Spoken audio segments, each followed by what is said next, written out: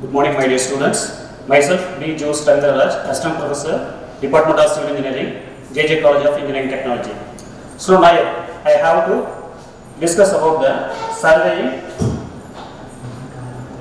surveying and leveling. So surveying leveling is very important and very much essential for civil engineering field. So what is surveying? Surveying is nothing but it's the art of engineering which is applicable for distance measurement between 2 points and also determination of the orientation of the field, surveying field, and then determining the height of the object, that is called the surveying. So surveying is the art of the engineering operation that involves assessing and recording details about on the area of land. Next thing, what are the principles of surveying? So there are two principles of the surveying. So first one, working from whole to the part. So another one, location of a point by measurement from 2 points of reference. So these are the principles of surveying. The next thing, what are the objectives of surveying? So to determine the relative position of any objects or points on the earth, to determine the distance and angles between various objects, to prepare a map or plan to represent an area on a horizontal plane, and finally to define control points and boundaries of an area, for example of a cadastral survey. So these are the objectives of surveying. Next thing, what are the main types of surveying? So there are two main types of the survey. First one, plane survey. So another one, geodetic survey. What is plane survey? So plane survey is a branch of surveying in which the surface of the earth is considered as a plane surface for small projects covering an area less than 250 square kilometer. In the surveying, the earth curvature is not considered for this distance. So this is the plane surveying. What is geodetic surveying? So geodetic surveying is nothing but it's another branch of surveying in which the curvature of the earth is considered for this geodetic surveying. When the taking measurements on the earth's surface, when survey extends over a large area more than 250 square kilometer and degree of accuracy is also great. A geodetic survey is used to provide control points to which small surveys can be connected. So this is the geodetic surveying. Next, what are the difference between plane surveying and the geodetic surveying? So these are the difference between plane and the geodetic surveying. So first one, the earth surface is considered as a plane surface. So geodetic surveying is the earth surface is not considered in the curved area. Next, the curvature of the earth is ignored. The curvature of the earth is taken into account. And the survey accuracy is low for the plane surveying. Survey accuracy is high for geodetic surveying. Line joining any two stations is considered to be straight. And that geodetic surveying, the line joining any station is considered as spherical. They carried out for a small area less than 250 square kilometer for the plane surveying. The geodetic surveying greater than 250 square kilometer. Next, plane surveying uses normal instrument used to like chain, measuring tape, curate. These are the instruments for applicable for the plane surveying. In geodetic surveying, more precise instrument, modern technology like GPS and GIS and total station. So, which is applicable for geodetic surveying. Next, these are the instrument based on the classification of the surveying. So, first one, classification based on the instrument. So, classification based on the instrument, there are chain surveying, compass surveying, leveling, plane table surveying, geodetic surveying, datametric surveying, and photographic surveying. So these are the classification based on the surveying. Second thing, classification based on the nature of field. So these are the classification based on the nature of field. First, land surveying. So land surveying includes topographical surveying, cadastral surveying, city surveying, and marine surveying includes marine hydrographic survey deals with bodies of water for purpose of navigation, water supply, harbor works or for determination of the main sea level. And third one, astronomical survey, which is applicable for heavenly bodies such as the sun or any fixed stars.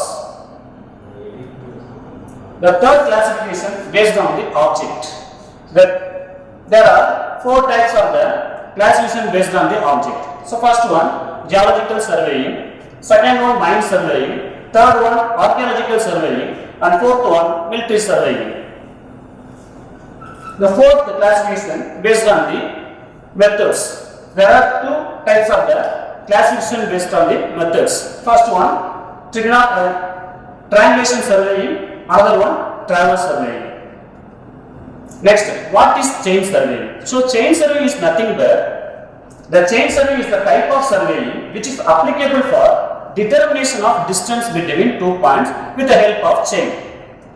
The instrument required for chain surveying: chain, tape, ranging rod, arrows and crosster. Next, types of chain. In chain surveying, there are 5 types of chains are used. So first, gunter chain or surveyor chain, revenue chain, metric chain, engineer chain, steel band or band chain. So these are the chains are used to the chain surveying. This is the diagram of the engineering chain parts. So application of chain surveying. The chain survey is the simplest method of surveying. The area shall be fairly small. The ground is moderately leveled.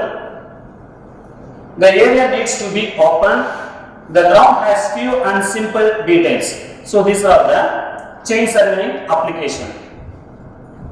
Next we are going to say about compass surveying. What is compass surveying? Compass surveying is nothing but it is a type of surveying or branch of surveying in which applicable for direction of survey lines are determined with compass and the length of the lines are measured with a tape or chain. That is called compass surveying. What are the instruments used for compass surveying? Prismatic compass, tripod, measuring tape, arrows, ranging rods and numbers. So these are the instruments required for the compass surveying. What are the types of compass surveying? So there are 2 types of compass we have to use for the surveying field.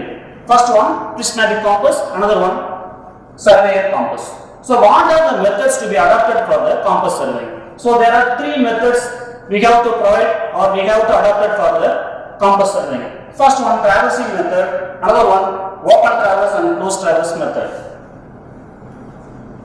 This is the diagram of the compass with component parts.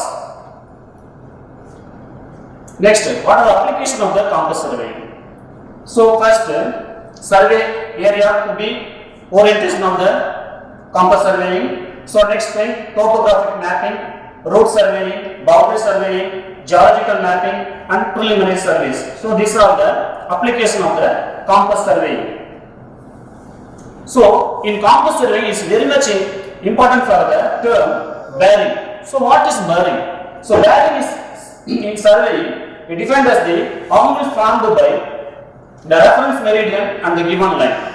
The angle is less than 360 degrees when measured from north or south and east to west.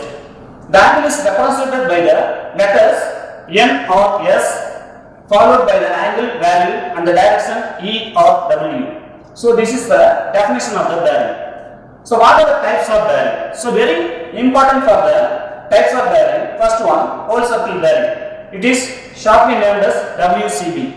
And another thing, reduced bearing or quadrantal bearing. This is the whole circle bearing. What is whole circle bearing? All the bearings are taken in the clockwise direction. With respect to the north pole, these bearings are observed by the prismatic compass. The whole circle bearing of any line varies from 0 to 360 degree. The whole circle bearing of is also called azimuth. So this is the definition of the whole circle bearing. Next, reduced bearing. This is a conversion from whole circle bearing to reduced bearing. So first quadrant 0 to 90 degree. The quadrant, first quadrant rules for conversion RB to WCB. The quadrant is north to east. Next, second quadrant 90 to 180. 270 and fourth quadrant 270 to 360 we have to be followed. Now we are going to see about conversion from reduced bearing to whole circle bearing. This is the table. In first quadrant, north to east, the rules of WCB equal to RB. The angles between 0 to 90 degree. The second quadrant, south to east, the rules of WCB to equal to 180 minus reduced bearing. The angle between 90 degree to 180 degree. Third quadrant, south to west. So WCB rules equal to RB to plus 180 degree. So the angle between 180 to 270 degree. The fourth quadrant, north to west, the rules of WCB equal to 360 minus reduced bearing. The angle between 270 to 360. So this is the table for using conversion of reduced bearing to whole circle bearing. Thank you.